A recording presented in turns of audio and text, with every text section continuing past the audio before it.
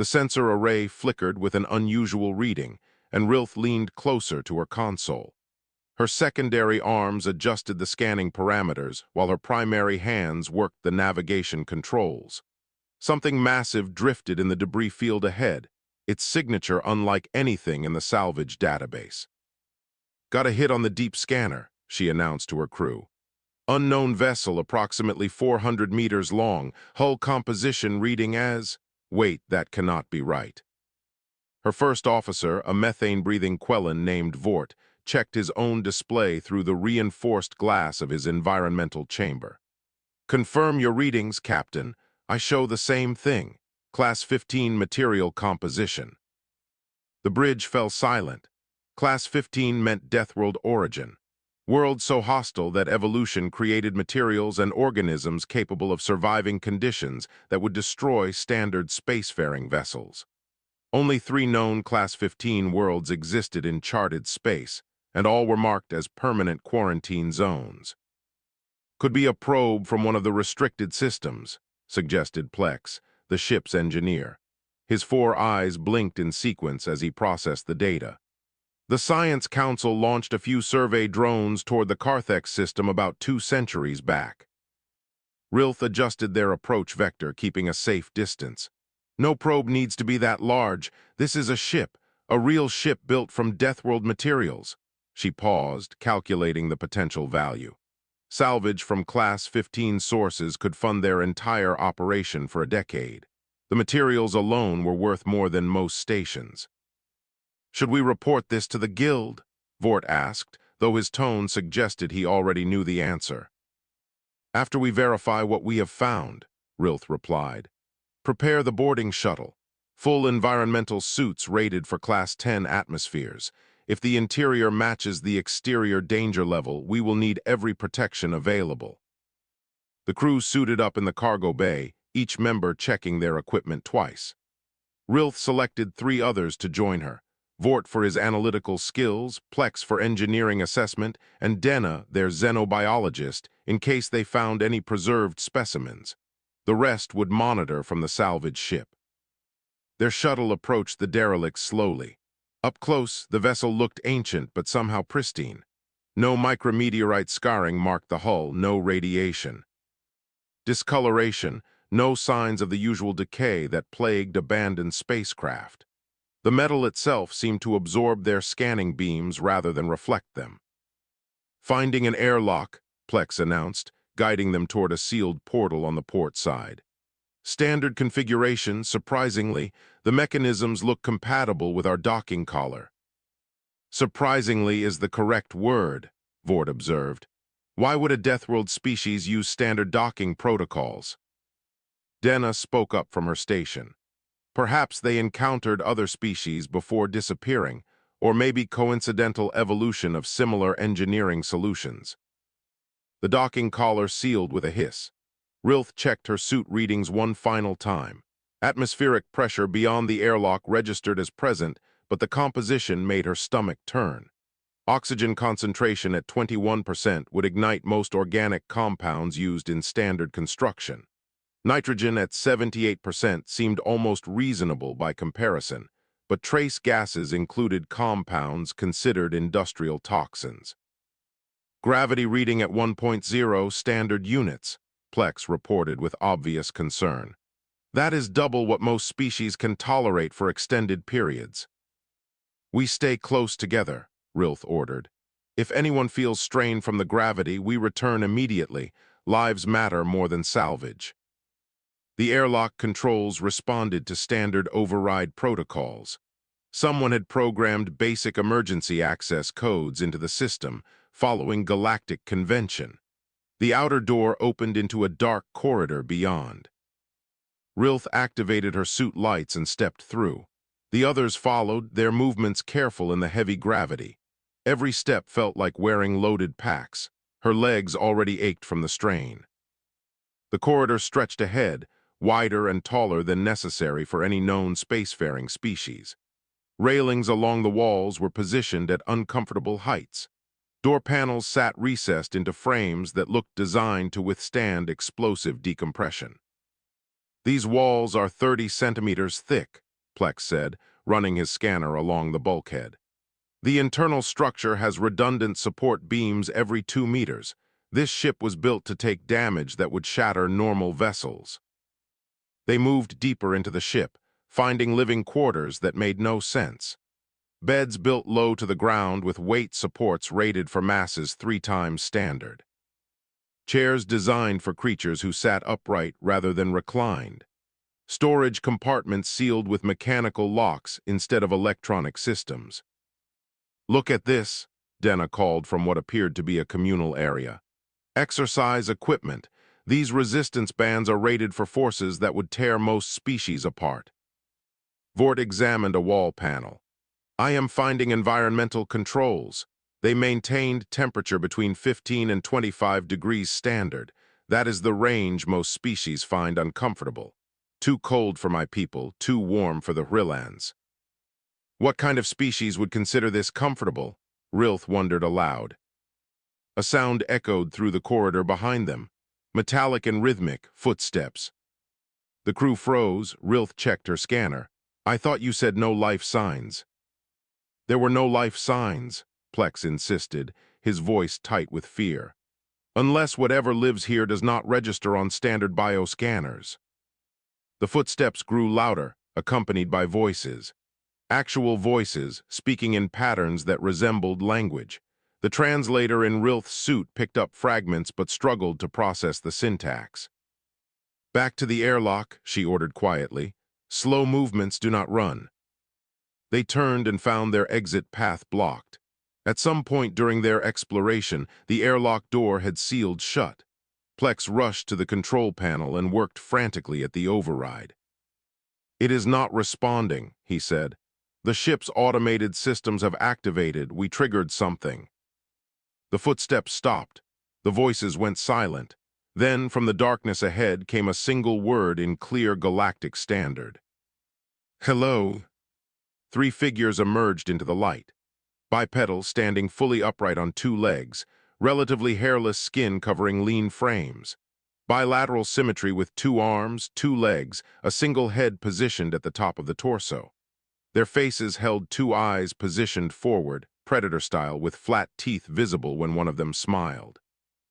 "Wow, we actually have visitors," the tallest one said, its translator working perfectly. "Sorry about the door. The ship's security protocol activates automatically when it detects unknown energy signatures. You guys okay? Those suits look pretty heavy-duty." Rilth could not speak. None of them could. These creatures moved easily in gravity that strained the crew even with mechanical assistance. They breathed the toxic atmosphere without protection. They lived here. The shortest one extended its hand in what databases recognized as a greeting gesture among certain primitive cultures. "I'm Amy. This is Greg and Neil. Welcome aboard the ISS Frontier. We're human." Human, the translator pulled up fragmentary data. Origin world, Earth. Classification, Class-15 Deathworld. Status, quarantined. Estimated survival time for other species on surface, less than 1 planetary rotation. These were the apex predators of a Class-15 world, and Rilth's crew was trapped in here with them. The human named Amy kept her hand extended in that greeting posture, her expression showing what the database labeled as friendly intention. Rilth's combat training screamed warnings about predator species displaying teeth, but something in the creature's body language contradicted every threat assessment. "You look pretty stressed," Amy said, slowly lowering her hand. "The suit's right. Greg, can you pull up the environmental controls? Maybe we can adjust the atmosphere to something more comfortable for them." "We are fine," Rilth managed to say, though her voice carried the tremor she could not suppress. "We did not expect to find anyone living here." "Yeah, I bet." The human called Greg moved to a wall panel with casual ease, his fingers dancing across controls. "Found this old girl drifting about 3 years back. Our colony transport got hit by raiders and we escaped in a lifeboat. Barely had supplies for a week, then we picked up this ship's beacon." Neil, the 3rd human, gestured around the corridor. "At first we thought we'd lucked out finding an abandoned vessel. Then we realized why it was abandoned. The previous crew apparently could not handle the baseline requirements. He said it without boasting, just stating a fact. Baseline requirements? Vort asked carefully. The gravity, mostly, Amy explained. Original crew must have been from a lower gravity world. We found records in the main computer. They tried to reduce the gravity generators, but something in the ship's core systems keeps resetting it to 1.0. After a few months, they evacuated, left everything behind. Plex checked his scanner again, still trying to understand how these creatures registered no biological threat indicators. What is your home world's gravity? 1.0 standard, Greg answered. Why, what is yours? 0. 0.6 standard, Plex replied quietly. The humans exchanged glances. Amy spoke gently. Oh, so this must be really hard on you. Listen, we have a section near the cargo bay where the gravity system glitches down to about 0.7. Would that help? You are offering to help us. Rilth could not hide her confusion. We entered your vessel without permission. By salvage law, we are trespassing.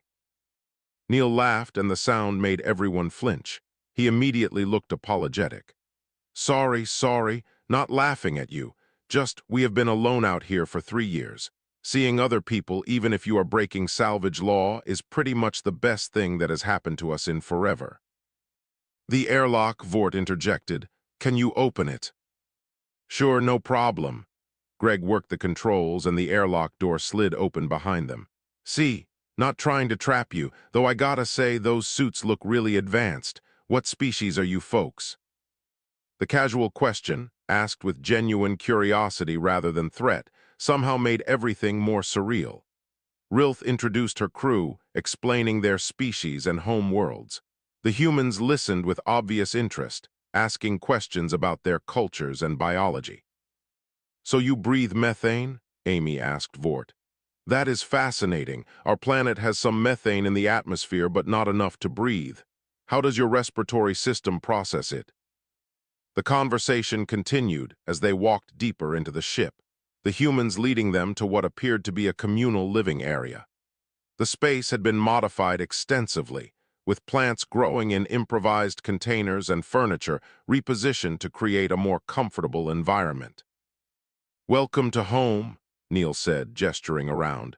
We have been making the best of it. Greg got the water recycling working again, Amy figured out how to synthesize some basic nutrients, and I have been growing vegetables in hydroponics.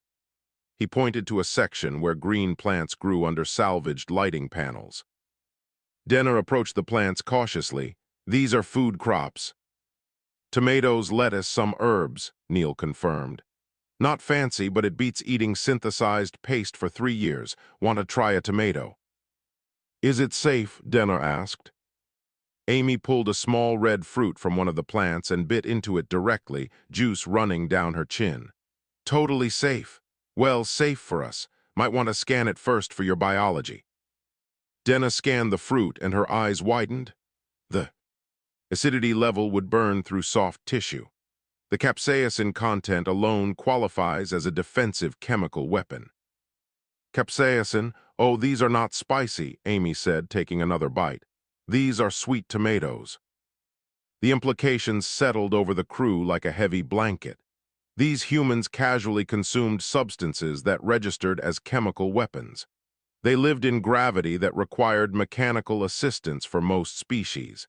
They breathed an atmosphere so oxygen-rich it posed constant fire hazards. Your home world, Rilth said slowly. Earth, what class is it? Greg looked confused. Class, you mean planetary classification. I do not know the standard categories. Deathworld classifications, Vort explained. They measure environmental hostility on a scale from 1 to 15. Most spacefaring species evolve on Class 1 through Class 3 worlds. What is Earth? Neil asked. Class 15, Rilth answered. The highest danger rating in known space. Only 3 worlds in charted territory qualify. All are under permanent quarantine. The humans looked at each other with surprise. Amy spoke first. But Earth is not that bad. Sure, we have some dangerous weather and predators, but people live all over the planet. Billions of us. Billions, Plex repeated. On a Class-15 world. Yeah, everywhere from deserts to polar regions to islands. We have cities, farms, space stations. Greg paused. Wait, you are saying other species could not live on Earth? Most species would die within hours, Vort said bluntly. The gravity alone would crush our bones. The oxygen concentration would poison our systems. The temperature swings would cause fatal thermal shock. Neil sat down heavily on one of the reinforced chairs. So we are from a death world. That is why this ship feels normal to us. The previous crew could not survive here because it was designed for Deathworld conditions. But you survived for 3 years, Denna observed, without proper supplies or support systems. We improvised, Amy said with a shrug. Humans are pretty good at that. You adapt or you die, and we have been adapting for a few million years. An alarm suddenly blared through the ship. Red lights flashed along the corridors. Greg jumped up and ran toward a control panel, moving with a speed that should have been impossible in this gravity. What is happening? Rilth called after him. Greg's voice came back strained. The reactor. Something is wrong with the reactor core. It has been unstable since we got here, but this is different. This is a cascade failure. Amy was already moving, pulling on a heavy jacket marked with radiation warnings. How long do we have?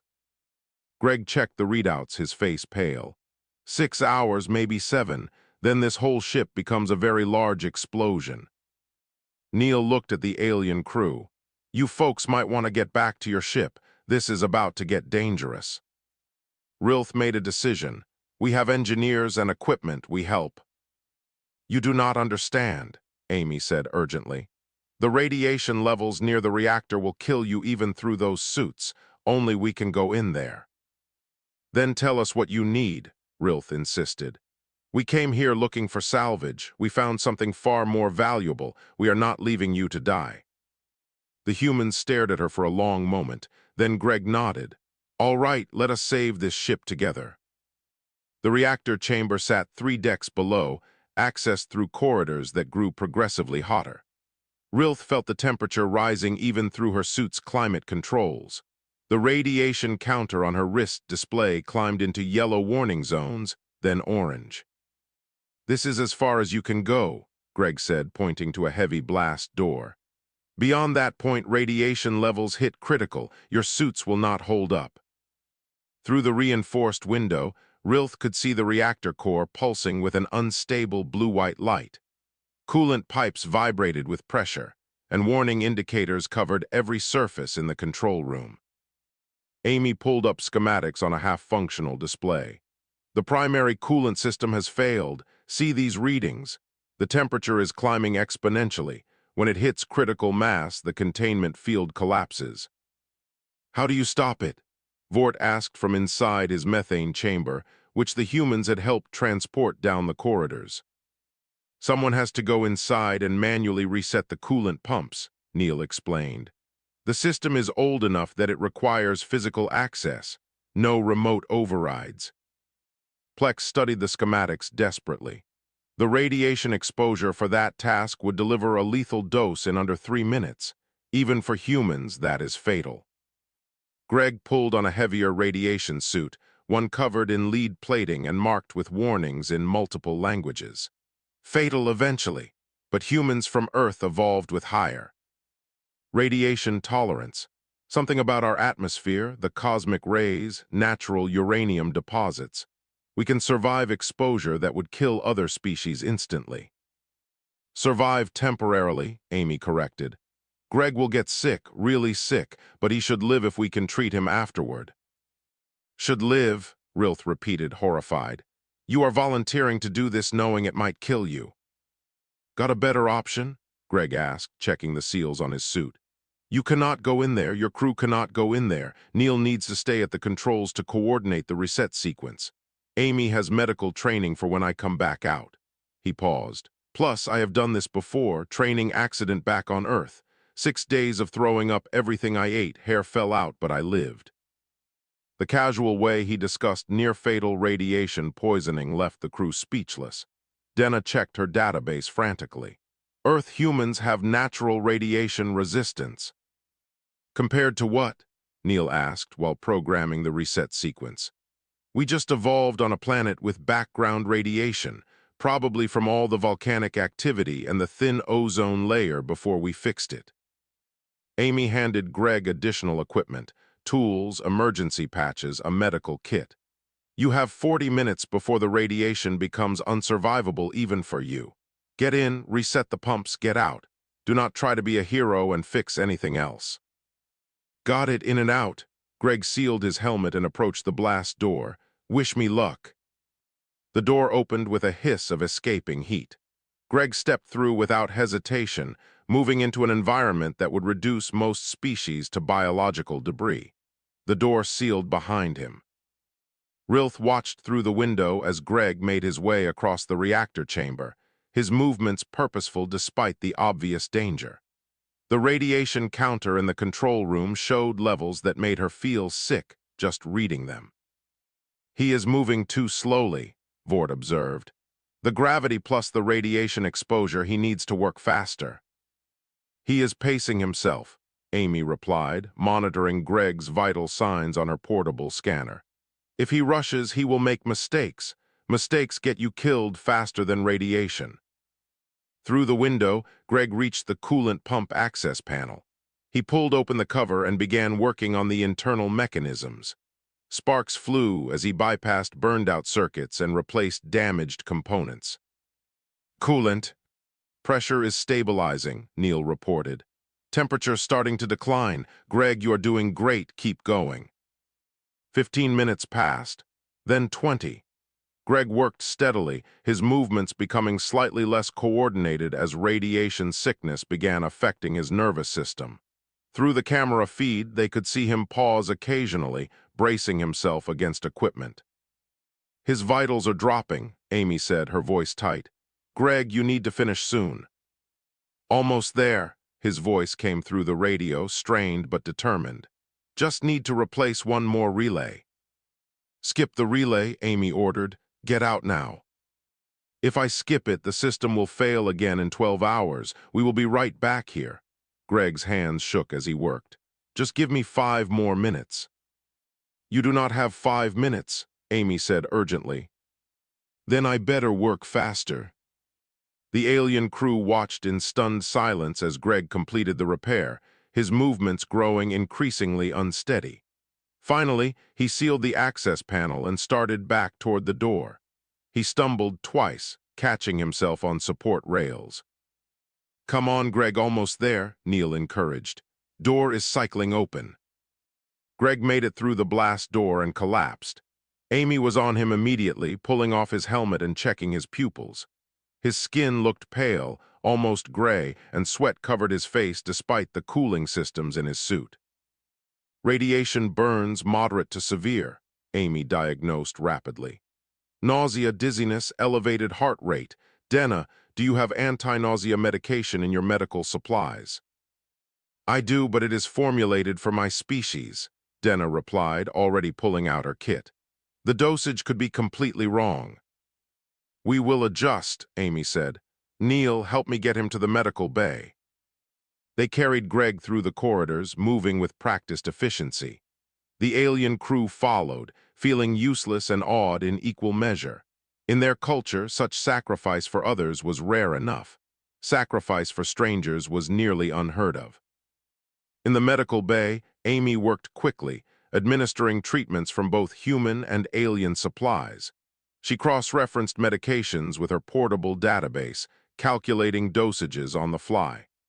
Denna assisted where possible, watching the human's medical techniques with fascination. His cellular regeneration is remarkable, Denna observed, scanning Greg's damaged tissues. The radiation should have destroyed his bone marrow, but it is already beginning to repair itself. Humans heal fast, Neil explained. Evolutionary advantage from living on a world where injuries were common. Our immune systems are aggressive, our cellular repair mechanisms work overtime.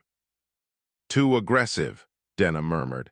Your immune responses would be classified as autoimmune disorders in most species. Amy stepped back, wiping sweat from her forehead. He is stable. He will be sick for a few days, but he should recover fully. She looked at Rilth. The reactor is safe now. Your ship is no longer in danger. You saved us, Rilth said quietly. You could have sealed your section and let us evacuate. Instead, your friend nearly died protecting everyone. That is what people do, Amy replied simply. You help each other survive. We learned that on Earth. You cannot make it alone on a world that is constantly trying to kill you. Community is not optional. It is how humans survived. Greg's eyes fluttered open. Did we get it? We got it, Neil confirmed. Reactor is stable. You are an idiot, but you got it. Cool, Greg mumbled. Can I sleep now? You can sleep, Amy said gently. As Greg drifted into unconsciousness, Rilth looked at her crew. They had come seeking salvage and found something far more complex. These humans were simultaneously the most dangerous and most compassionate beings she had ever encountered. Deathworlders who used their strength not to dominate but to protect. Greg slept for 14 hours straight while his body fought off radiation damage. Amy stayed near him, monitoring his condition with equipment cobbled together from human and salvaged alien technology. Rilth's crew returned to their ship to report the situation, but Rilth herself remained aboard the derelict. She found Neil in the hydroponics section, working among the plants with gentle hands. The man hummed something melodic while checking soil conditions, completely at ease despite the harsh environment. How is Greg? Neil asked without turning around. Amy says he will recover, Rilth replied. She also says this is not the first time one of you has been seriously injured since arriving here. Neil nodded, transplanting a seedling to a larger container. Year 1 was rough. We did not understand all the ship systems. Greg got crushed when a cargo container shifted during a gravity fluctuation. Broke both his legs and 3 ribs. Amy and I had to set the bones manually and improvise splints from bulkhead panels. That should have crippled him permanently, Rilth said. Human bones heal stronger at the break points, Neil explained. Evolution again. Our ancestors kept breaking bones while hunting and climbing and running from predators. The ones whose bones healed well survived to have children. He moved to another plant. Amy got a bacterial infection 6 months ago from a cut that went septic. No antibiotics on board, so her immune system had to fight it alone. She had a fever of 40 degrees for 3 days. We thought we would lose her. 40 degrees would boil the blood of most species. Yeah, Amy mentioned that after she recovered. Apparently, humans evolved aggressive fever responses to kill infections. Our bodies can survive temperatures that would cook other species from the inside. Neil carefully pruned dead leaves. You probably think we are freaks of nature. I think you are survivors, Rilth said carefully. But I am trying to understand why you are helping us. You have no reason to trust us. We invaded your home. Neil finally turned to face her. Can I tell you a story about Earth? Please. My grandmother lived through something called the Great Drought in East Africa. Entire regions lost their water supply. Millions of people faced starvation. You know what happened? Communities that had been rivals for generations started sharing resources. They set up distribution networks, taught each other survival techniques, took in refugees. He smiled softly. Grandma always said that humans are at their best when things are at their worst. When survival gets hard, we remember that cooperation works better than competition. That is a cultural value, not a biological one, Rilth observed. Maybe, Neil agreed. But culture and biology shape each other on a death world. We evolved as social creatures because individual humans do not survive Earth alone. You need the tribe, the community, the network. So we developed instincts for cooperation, empathy, mutual aid. He gestured around the hydroponics bay. 3 years alone on this ship should have driven us insane, but we supported each other, divided responsibilities, kept each other sane. Now you show up and those same instincts kick in. You need help, we help. Even when helping might kill you. Especially then, Neil said quietly, because someday we might need help too. The philosophy struck Rilth deeply. Her own species valued honor and individual achievement. Cooperation existed, but it came with careful contracts and measured exchanges. The human approach seemed almost reckless in its generosity. Amy found them an hour later. Greg is awake and asking for food. Rilth, could your ship provide any supplies? Our stockpiles are running low. Of course, Rilth replied immediately. What do you need? Honestly, anything. Protein supplements, mineral compounds, vitamins. We can adapt most organic matter into something edible. Amy pulled up a list on her portable display. Our synthesizers can break down complex molecules and reassemble them.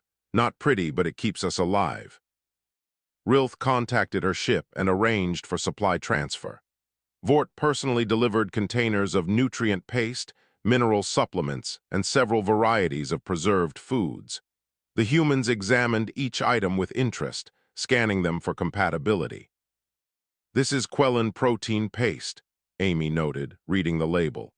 Methane-based amino acids. We cannot digest this directly, but if I run it through our molecular synthesizer, I can extract the base components and reassemble them into human-compatible proteins. You can do that? Vort asked from his environmental chamber. Did it with alien bacteria we found in the water recycling system, Amy said cheerfully. Took me 6 months to figure out the process, but it expanded our food options significantly. They gathered in the communal area, sharing a meal cobbled together from human hydroponics and alien supplies. Greg sat propped against cushions, still pale but alert enough to eat. The conversation flowed naturally, jumping between technical discussions and personal stories. Tell us about Earth, Denna requested. What was it like growing up on a Deathworld? Normal, Greg said with a slight laugh. I mean, to us it was just home. Yeah, we had to watch for hurricanes and earthquakes and wildlife, but you just learn the safety procedures. Like I grew up in a coastal city. Every summer we would get storm warnings. You secure your property, you stock up on supplies, you ride it out. Storms that required evacuation procedures, Vort said slowly. That would be considered a planetary emergency for my world. For us it was Tuesday, Greg replied. Humans adapt, that is our thing. You drop us in a desert. We figure out how to find water. You drop us in Arctic conditions. We build insulated shelters. You drop us in an abandoned, derelict ship with minimal supplies. We grow tomatoes and fix the reactor. Neil added, the trick is not trying to fight the environment. You work with it, learn its patterns, find the balance between caution and courage. Too cautious and you never try anything. Too brave and you die stupid. Die stupid? Denna questioned. A human expression, Amy explained. Means taking unnecessary risks, like Greg deciding to fix that extra relay instead of getting out of the radiation zone. Hey, we needed that relay fixed, Greg protested. You nearly killed yourself. But I did not, so it worked out. The casual bickering made Rilth realize something profound. These humans argued not out of conflict, but out of care. They challenged each other because they wanted each other to survive. It was another form of cooperation, another Deathworld adaptation. Your colony ship, Rilth said. Where was it headed? The mood shifted immediately. Amy's expression grew distant. New colony world, Delta Pavanus system, supposed to be Earth-like. We were going to help establish the first permanent settlement. Can you contact them? Vort asked. Let them know you survived. Our communication array does not have enough range, Neil said. We tried for the first year, sent distress signals, emergency beacons, everything. Either nobody heard us or nobody could reach our position. They think we are dead, Greg added quietly. By now they have probably held memorial services, notified our families, moved on. Rilth made a decision. My ship has long-range communication equipment. We can send a message to Delta Pavanus. Let your people know you are alive. The humans stared at her. Amy spoke first, her voice uncertain. You would do that? You saved my crew, Rilth replied. You welcomed us as guests when you could have treated us as threats. You shared your resources and your stories. She paused. You showed us what it means to be human. This is what I can offer in return. The message transmission took 3 hours to encode properly. Amy, Neil, and Greg recorded personal messages to their families and the colony administration. Rilth watched them struggle with emotions as they spoke to loved ones who thought them dead. While the communication array worked, Rilth received an urgent, encrypted message from the Salvage Guild. She read it in private, her stomach sinking with each line. Vort found her in the corridor outside the communication room. "Captain, what did Guild Command say?" "They are sending an enforcement ship," Rilth replied quietly. "A Class-15 vessel discovery triggers automatic quarantine protocols. The ship arrives in 32 hours. "That is standard procedure for Deathworld materials," Vort said, then understanding dawned. "The humans, they will discover the humans. Guild protocol requires all Deathworld origin sentients be detained for study and evaluation. They will take Amy, Greg, and Neil into custody." Rilth looked through the window at the three humans, who were laughing together while reviewing their recorded messages. "They will spend the rest of their lives as research subjects." "We could fail to mention them in our report," Vort suggested carefully. "Guild sensors will detect them the moment their ship arrives. The bioscanners are designed specifically to identify Deathworld organisms." Rilth accessed her data pad, pulling up regulations she knew too well. "The humans have no legal status in galactic space. No citizenship, no rights, no representation. They are classified as xenobiological specimens." "That is not right." "No," Rilth agreed, "it is not." She returned to the communal area where the humans waited. They looked up expectantly, hope bright in their expressions. Rilth hated what she had to tell them. "Your messages are sent. The colony should receive them in approximately 6 days, accounting for light-speed delay." "Thank you," Amy said, tears visible in her eyes. "Thank you so much. You have no idea what this means to us." "There is something else you need to know," Rilth continued. "The Salvage Guild is sending an enforcement ship. They will arrive in 32 hours to secure this vessel and begin quarantine procedures." "That is expected, right?" Neil asked. "For a ship this dangerous." "The problem is not the ship," Rilth said carefully. "Guild protocols require detention of any Deathworld origin life forms. When they arrive, they will take you into custody." The joy drained from the humans' faces. Greg spoke first. "Custody, you mean like prisoners?" "Research subjects," Vort said quietly. "They will study you, document your biology, assess your danger level. The process can take years." "We are not dangerous," Amy protested. "We have been nothing but helpful." "Your planet is classified as Class-15, Rilth explained. "The highest threat rating.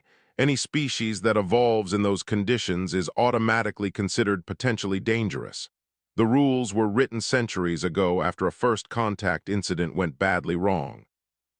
"What happened?" Neil asked.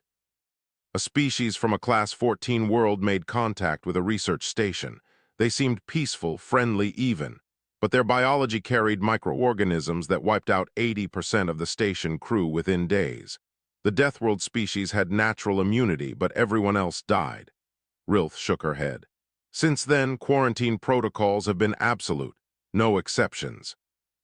The humans sat in stunned silence. Finally, Greg spoke. "So we are prisoners because of where we are from, not because of anything we did, but because we had the bad luck to evolve on the wrong planet." "I am sorry," Rilth said, and she meant it deeply. Amy stood and paced, her mind visibly working through possibilities. "What if we ran? The reactor is stable now. Could we take this ship and disappear?" "The ship's drives are decades old," Plex said from where he had been listening. "The fuel reserves are nearly depleted. You might achieve a few weeks of travel before the systems fail completely." "Then we take the shuttle we have been repairing," Neil suggested. "Make a run for independent space." "Guild enforcement vessels are faster than any shuttle," Vort replied. "They would catch you within hours." "So we are trapped," Greg said flatly. "After 3 years of surviving on our own, we finally make contact with the wider galaxy, and they want to lock us up." Dana spoke up unexpectedly. "What if we helped you disappear?" Everyone turned to look at the xenobiologist. She continued, her voice steady despite the weight of what she proposed. The guild ship will scan for Deathworld organisms, but what if the scans showed nothing? What if, according to all official records, this vessel was truly abandoned? How would we accomplish that? Rilth asked, though her mind was already working through possibilities. I can modify the biological signatures in our database, Denna explained. Change the parameters so human biomarkers register as false positives. It would require accessing the guild's central system, which is highly illegal. And career-ending, Vort added. If discovered, we would lose our licenses, face criminal charges. I know, Denna said quietly, but I did not become a xenobiologist to help imprison innocent beings. These humans have shown us nothing but kindness. They saved our lives. I will not betray them. Rilth looked at her crew. Plex nodded slowly. Vort signaled agreement. They were unanimous, but the decision ultimately fell to her as captain. There is another problem, Amy interjected. Even if you hide us from the guild, we are still stuck here. No way to reach the colony, no way to contact Earth, no supplies beyond what we can scavenge. You would be risking your careers to leave us in a slow death. What if you did not stay here? Rilth suggested. My ship has passenger quarters. We could transport you to an independent station, somewhere outside guild jurisdiction. Places where legal status is not questioned too carefully. You would do that? Greg asked, disbelief clear in his voice. You risked your life to save my crew, Rilth replied. You shared your food, your knowledge, your home. You showed us that Deathworld origins do not determine character. She stood, decision made. I will not leave you to be imprisoned for existing. Neil looked at the others. It is risky for them. If the guild finds out, their entire crew faces serious consequences. The guild will not find out, Plex said with confidence that surprised everyone. I can mask biosignatures, falsify sensor logs, create maintenance records explaining any discrepancies. I have been doing similar work for salvage fraud investigations for a decade. This is just another technical challenge. Amy wiped tears from her eyes. I do not know what to say. Say you trust us, Rilth replied. Say you believe cooperation works better than following unjust rules. Say you will teach us more about surviving impossible situations. She extended her hand in the human greeting gesture. Say we are friends. Amy gripped Rilth's hand, the pressure carefully controlled despite the obvious strength behind it. Friends, she agreed. But if this goes wrong, if the guild catches you, I want you to blame us. Say we forced you, threatened you, anything that protects your crew. No, Rilth said firmly. We make this choice together. We succeed together or face consequences together. That is what friends do. The next 30 hours passed in frantic preparation. The crew transferred everything valuable from the derelict to the salvage ship, making it look like they had stripped the vessel thoroughly. Denna worked on biological masking protocols. Plex created false records showing progressive system failures. The humans packed their minimal belongings and prepared to leave their home of 3 years. When the guild enforcement ship arrived, they found a standard salvage operation.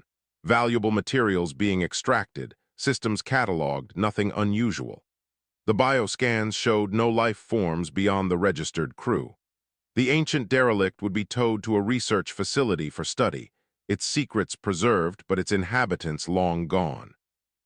And in the cargo hold of a small salvage vessel, 3 humans waited silently while their new friends lied to the authorities to set them free. The independent station called Freehold orbited a barren moon in unclaimed space, built from salvaged materials and populated by species who preferred life outside official jurisdiction. Pirates mixed with traders, refugees lived beside fortune seekers, and nobody asked too many questions about origins. Rilth's ship docked without incident. The humans emerged from the cargo hold after a week in hiding, stretching and adjusting to yet another new environment. Station gravity registered at 0.8 standard, comfortable for most species but slightly low for humans. You can bounce everywhere, Greg observed, taking an experimental hop that sent him floating for 3 meters before landing. "Please do not bounce," Amy said tiredly. "We are trying to blend in, remember." They had modified their appearance as much as possible. Heavy jackets concealed their build, face coverings protected against supposed environmental sensitivities, and gloves hid their distinctive hands. To casual observers, they looked like just another group of travelers from some distant system. Rilth helped them establish identities in the station database. The records showed them as contract workers from a minor species called the Terran, origin world classified as moderate risk class 7. Close enough to truth to pass basic scrutiny, far enough from Class 15 to avoid triggering alarms. "You need employment," Vort explained, guiding them through the station's commercial district.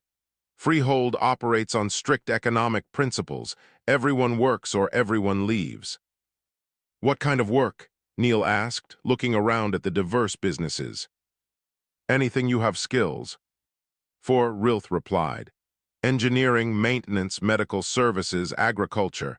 The station always needs capable people." They found opportunities quickly.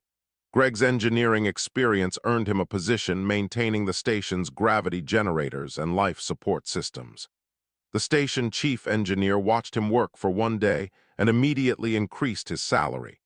His ability to operate in environments other species found hazardous made him invaluable for dangerous repairs. Amy started consulting with the medical center. Her knowledge of trauma treatment and emergency medicine filled gaps in their staff. She carefully avoided mentioning that her training came from treating Deathworld injuries, instead crediting extensive field experience. The medical director did not care where she learned, only that she could save lives. Neil transformed an abandoned section of the station into hydroponics gardens. He cultivated plants that thrived in higher gravity and synthesized nutrients most species found difficult to digest. Within 3 months, the station's food security improved dramatically. His produce became famous for its intense flavors, though he carefully marketed it as acquired taste cuisine. The humans adapted to station life with the same flexibility they had shown on the derelict. They learned social customs from dozens of species, picked up fragments of multiple languages, and built networks of friends and colleagues. Their Deathworld origins remained secret, known only to Rilth's crew. 6 months after their arrival, Amy received a response to her message. The colony at Delta Pavinus had received the transmission. The message was brief, encrypted heavily, and coded in personal references only the recipients would understand. "They are alive," Amy read, tears streaming down her face. "The colony survived, they are thriving." She scrolled through the details. "My sister got married, Greg, your brother, finished his doctorate, Neil, your nephew, was born 3 months ago." "They think we are dead, though," Neil noted, reading over her shoulder. "The message does not say anything about rescue missions." "Because organizing rescue across guild territory would expose us," Greg realized. "They are protecting us by staying silent."